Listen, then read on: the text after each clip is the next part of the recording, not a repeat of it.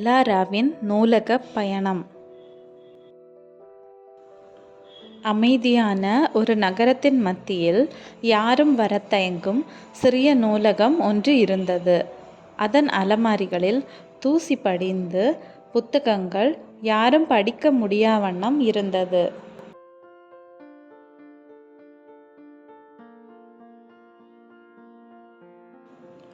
ஒரு நாள் புத்தகத்தின் மீது அதிக ஆர்வமுள்ள சிறுமி எலாரா அந்த நூலகத்திற்குள் வந்தாள்.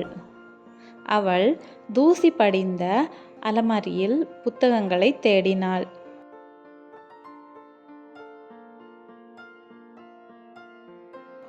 அப்போது ஒரு புத்தகத்தை தொட்டவுடன் அது அவளது கைகளில் சிலிர்த்தது.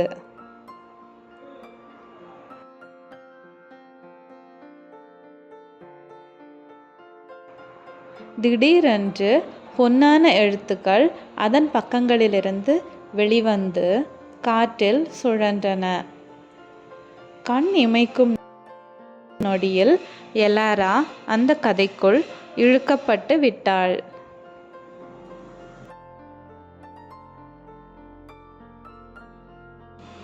பசுமை சூழ்ந்த அடர்ந்த காட்டின் நடுவில் அவள் இருந்தாள்.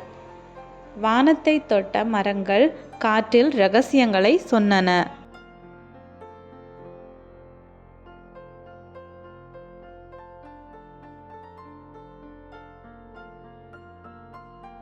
மேலும் அவளது முன் மினுமினுக்கும் பச்சை கண்கள் கொண்ட ஒரு புலி நின்றது.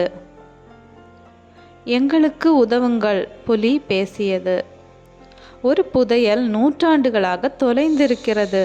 உண்மையான ஒரு ஆராய்ச்சியாளர் மட்டுமே அதை கண்டுபிடிக்க முடியும். எலாராவின் இதயம் உற்சாகத்தில் துடித்தது.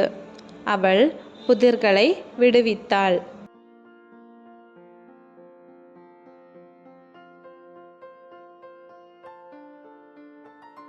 ஆறுகளை கடந்து ஒரு பழமையான பொன்னாலான பெட்டியை திறந்தாள். உடனே உஷ்! அவள் திரும்பவும் நூலகத்திற்குள் வந்துவிட்டாள்.